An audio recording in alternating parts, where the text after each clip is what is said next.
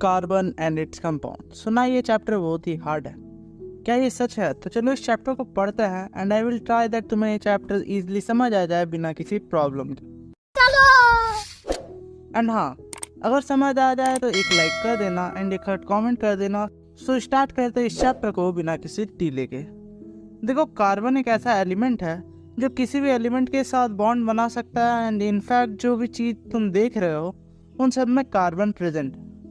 And हाँ, bond का मतलब होता है जुड़ना, जो हमारे कार्बन को अच्छे से आता है। अब देखो, कार्बन का एटॉमिक नंबर है 6, जिसे हम लिख सकते हैं बाय 2,4। एंड अगर कार्बन को अपना ऑक्टेट कंप्लीट करना है तो या तो उसे 4 इलेक्ट्रॉन देना होगा या तो 4 लेना होगा। आई होप तुम्हें ऑक्टेट के बारे में पता होगा, अगर नहीं पता तो चलो मैं बताता हूँ। देखो, ऑक्टेट इसे कहते हैं जिसमें अगर किसी भी एलिमेंट को कम्प्लीटली फुल करना है देन इतने एटम्स होने चाहिए। ये नंबर याद कर लो। जैसे कार्बन का एटॉमिक नंबर है 6, देन हम उसे लिखेंगे 2,4। एंड अगर एक ऑक्टेट भी कंप्लीट करना है इसे या तो 4 इलेक्ट्रॉन देना होगा या तो 4 लेना होगा। बट देखो, एक प्रॉब्लम आ जाता है इस चीज़ को करने में। अगर इलेक्ट्रॉन कार्बन देगा देन इसे लार्ज अमाउंट ऑफ एनर्जी लगेगा अपने 4 इलेक्ट्रॉन देने के लिए। सो अदर एलिमेंट्स ने कहा बेटा, तुमसे ना हो पाएगा, हमें तुम्हारे लक्षण बिल्कुल ठीक नहीं लग रहा है, तुमसे ना हो। अब देखो, आता 4 इलेक्ट्रॉन लेने की बात, सो ये भी कार्बन नहीं कर पाएगा, क्योंकि अगर कार्बन लेता है 4 इलेक्ट्रॉन तो इसके पास टोटल हो जाएंगे 10 इलेक्ट्रॉन्स। एंड ये बहुत ही हार्ड होगा for carbon to manage 10 electron. So फिर से अदर एलिमेंट्स ने कहा बेटा, तुमसे ना हो पाएगा, हमें तुम्हारे लक्षण बिल्कुल ठीक नहीं लग रहा है, तुमसे ना हो पाएगा। अब देखो, ये बात लग गई कार्बन के दिल में। सो वो बहुत सोचा कि क्या करा जाए एंड कहा कि मैं शेयर करूंगा इलेक्ट्रॉन्स। एंड इस बात को अदर एलिमेंट्स फिर मान गए। सो आई होप तुम्हें समझ आ गया होगा कि कार्बन इलेक्ट्रॉन शेयर क्यों करता है।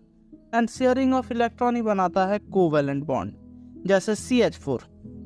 अब देखो, आते हैं इनटू एलोट्रॉप्स ऑफ कार्बन में। देखो, एलोट्रॉप्स ऑफ कार्बन मतलब एक ऐसा मटेरियल जो बना हो कार्बन से बट उनका शेप कुछ और ही हो, जैसे डायमंड एंड ग्रेफाइट। दोनों तो कार्बन से ही बने हैं बट एक बहुत ही हार्ड है एंड दूसरा बहुत ही सॉफ्ट। तो देखो, अगर इनके एटॉमिक स्ट्रक्चर को देखो तो डायमंड में हर एक कार्बन दूसरे 4 कार्बन से कनेक्टेड है, जबकि ग्रेफाइट में इनका कनेक्शन बहुत ही वीक है, जो तुम देख सकते हो इन द डायग्राम। अब देखो, आगे बढ़ने से पहले तुम्हें इलेक्ट्रॉन डॉट स्ट्रक्चर बनाना आना चाहिए। तो चलो बनाते हैं electron dot structure of CH4। अब देखो, CH4 में टोटल 1 कार्बन है एंड 4 हाइड्रोजन।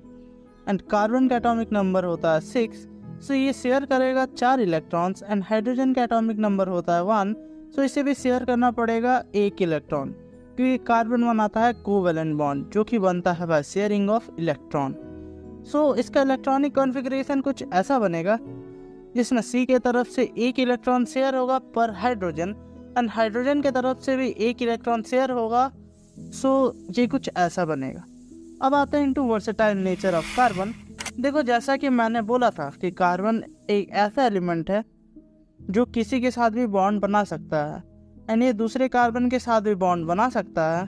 एंड अगर एक कार्बन दूसरे कार्बन के साथ बॉन्ड बना सकता है देन उसके इस प्रॉपर्टी को हम बोलेंगे कैटिनेशन, जिसमें अगर एक कार्बन सिंगल बॉन्ड बनाता है, मतलब एक सिंगल एटम शेयर करता है, देन उसे हम कहेंगे सैचुरेटेड कंपाउंड। एंड अगर एक कार्बन डबल या ट्रिपल बॉन्ड शेयर करेगा तो ये हो जाएगा अनसैचुरेटेड कंपाउंड, जैसे CO2 में बनता है, जिसमें कार्बन 2 इलेक्ट्रॉन शेयर करता है हर एक ऑक्सीजन के एटम के साथ। एंड अगर इसके दूसरे प्रॉपर्टी को देखें तो ये बनाता है covalent bond with so many element, जैसे oxygen, hydrogen, nitrogen, sulphur, chlorine etcetera.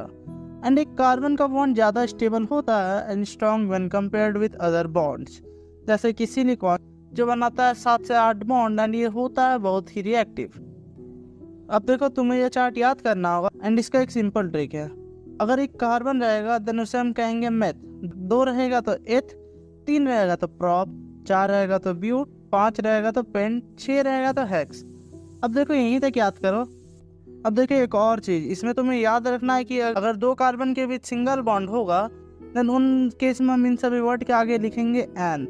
And अगर कार्बन कार्बन के बीच में डबल बॉन्ड रहेगा देन हम इसे लिखेंगे इन, एंड अगर ट्रिपल बॉन्ड रहेगा देन हम लिखेंगे आइन। सो आई होप तुम्हें यहाँ तक समझ आ गया होगा। तो चलो अब समझते हैं इनका फॉर्मूला, जिसमें अगर एन है मतलब सिंगल बॉन्ड है देन हम लिखेंगे CnH2n+2, मतलब ये फॉर्मूला है फॉर एल्केन।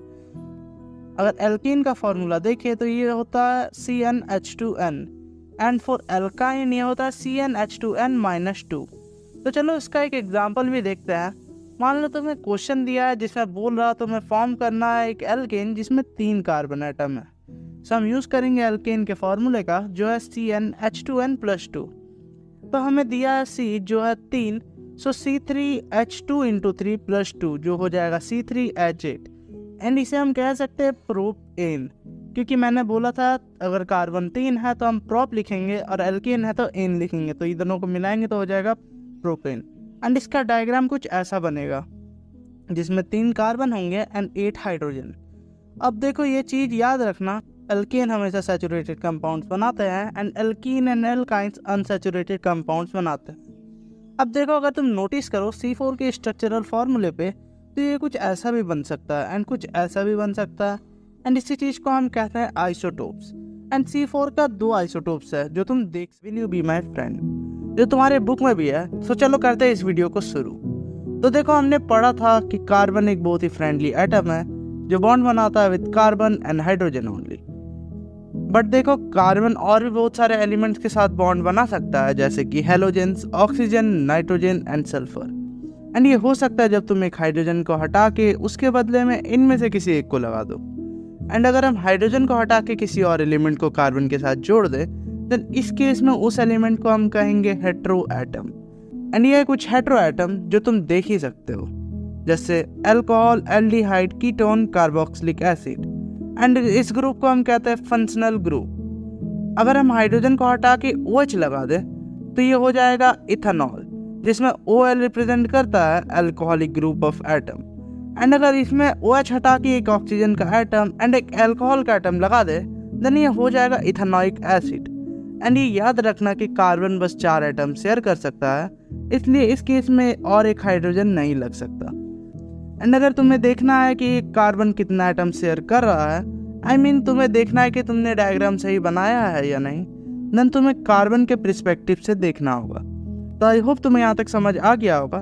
एंड हाँ, अगर तुम्हें इस डायग्राम को इक्वेशन में लिखना है देन ये तो बहुत ही ईजी है। तो देखो तुम्हें करना ये है कि पहले कितना एटम है वो गिन लो, एंड उसके बाद जितने भी हाइड्रोजन है उसे भी गिन लो, एंड एट लास्ट जो फंक्शनल ग्रुप है उसे लिख लो।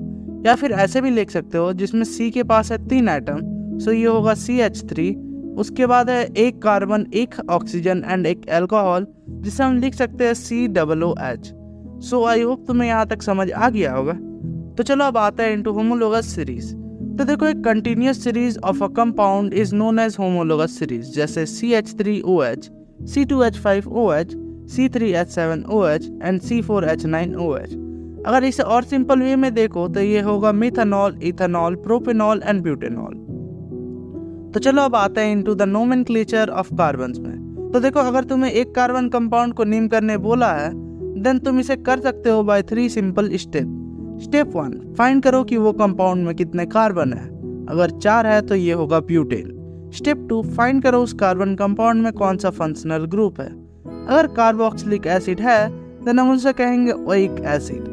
स्टेप 3, अगर 4 कार्बन है तो ये होगा ब्यूटेन, जिसमें लास्ट के वोवेल से रिप्लेस करना होगा इसे, जो होगा ब्यूटेन प्लस ओइक एसिड, जिसमें से ये हट जाएगा क्योंकि ये वोवेल है, एंड ई के बदले में लग जाएगा ओइक एसिड, तो ये हो जाएगा ब्यूटेनोइक एसिड। एंड अगर तुम्हें और भी किसी कार्बन कंपाउंड का प्रॉपर साइंटिफिक नेम निकालना है देन इस स्टेप से तुम निकाल सकते हो। एंड इस चार्ट को भी याद कर लो क्योंकि इसके ही हेल्प से तुम अपने वर्ड का सफिक्स को चूज कर पाओगे। तो चलो अब बढ़ते हैं आगे। अब चलो समझते हैं आइसोमर्स को ऑफ अ कार्बन कंपाउंड। तो देखो आइसोमर्स का मतलब होता है एक ऐसा कंपाउंड जिसका सेम हो एटॉमिक फार्मूला बट डिफरेंट हो इन स्ट्रक्चर, जैसे C4H10 जिसका एटॉमिक स्ट्रक्चर कुछ ऐसा भी दिख सकता है एंड कुछ ऐसा भी दिख सकता है, एंड इसी चीज को हम कहते हैं आइसोमर। एंड इसका एक प्रॉपर डेफिनेशन हो गया each of 2 or more compounds with the same formula but a different arrangement of atom in the molecules and different properties। तो चलो अब आते हैं into the chemical properties of carbon compounds में। जैसे कार्बन कंपाउंड्स का एक केमिकल प्रॉपर्टी है जो है कंबसन। अब देखो, कार्बन एक ऐसा एलिमेंट है जो बर्न हो सकता है ऑक्सीजन के साथ एंड फॉर्म कर सकता है कार्बन डाइऑक्साइड, एंड ये होता है एक एक्सोथर्मिक रिएक्शन क्योंकि ये रिलीज करता है large amount of heat and light, जैसे कि CH3CH2OH, जिसे हम बोल सकते हैं इथेनॉल क्योंकि इसमें 2 कार्बन है, सो ये होगा इथेन, एंड इसमें एक अल्कोहलिक फंक्शनल ग्रुप है जिसे हम मिला के बोलेंगे इथेनॉल, प्लस O2 जो फॉर्म करेगा CO2 plus H2O plus heat and light. And हाँ, ये याद रखना कि कोई भी इक्वेशन को तुम करोगे देन उसे तुम्हें बैलेंस करना होगा। अगर तुम्हें बैलेंस करना नहीं आता तो आई बटन पे क्लिक करो, उसमें चैप्टर 1 है जिसमें मैंने बताया है बैलेंसिंग। अब देखो, अगर तुम सैचुरेटेड हाइड्रोकार्बन्स को बर्न करोगे देन ये फॉर्म करेगा क्लीन फ्लेम, जबकि एक अनसैचुरेटेड हाइड्रोकार्बन फॉर्म करेगा yellow flame with a lot of black smoke. And ये सब कुछ बेसिक थिंग है जो तुम्हें जानना चाहिए। देखो, गैस स्टोव में जो होल्स रहता है वो रहता है ताकि जो गैस निकल रहा है तुम्हारे सिलेंडर से उसमें ऑक्सीजन मिक्स हो जाए जो तुम्हें क्लीन ब्लू फ्लेम देता है। सो अब बढ़ते हैं आगे जो है ऑक्सीडेशन। तो देखो, ये टॉपिक हमने पढ़ा है इन चैप्टर 1। तो चलो देखते हैं इसका क्या कनेक्शन है इस चैप्टर से। तो देखो, कार्बन जब रिएक्ट करता है ऑक्सीजन से, मतलब कंबसन करता है, तो ये तुरंत ऑक्सीडाइज्ड हो जाता है। एंड इसका एक बहुत ही अच्छा एग्जांपल है जो आ सकता है इनटू दी बोट्स, जिसमें हम कन्वर्ट करते हैं अल्कोहल्स को इनटू कार्बोक्सिलिक एसिड, जिसका रिएक्शन कुछ ऐसा बनता है। सो चलो अब आते हैं इनटू एडिशन रिएक्शन। तो देखो, एडिशन मतलब होता है जुड़ना। सो मान लो एक मल्टीपल कार्बन कंपाउंड है जो है C2R4, जिसे अगर हम H2 के साथ रिएक्शन में लाए देन ये बन जाएगा कुछ ऐसा जो होगा C2H2R4। सो सिंपली इस टाइप के रिएक्शन में एडिशन होता है एक कंपाउंड का इनटू द रिएक्टेंट। अब आता है इनटू सब्स्टिट्यूशन रिएक्शन। तो देखो, ये एक ऐसा रिएक्शन है जिसमें इन्वॉल्व होता है इलेक्ट्रॉन रिच स्पीसीज जैसे कि न्यूक्लियोफाइल, जो डोनेट करता है electrons to the electron poor species. अच्छा देखो, addition reaction and substitution reaction कम ही आते हैं बोट्स में, सो इस चीज को तुम स्किप भी कर सकते हो। तो आज के लिए बस इतना ही, मिलते हैं तुमसे हमारी अगली वीडियो में, तब तक के लिए बाय बाय। एंड अगर ये वीडियो पसंद आया तो एक लाइक कर देना, एंड अगर इसका पार्ट 3 चाहिए तो पार्ट 3 करके कमेंट कर देना। सो मिलते हैं तुमसे हमारी अगली वीडियो में, तब तक के लिए बाय बाय।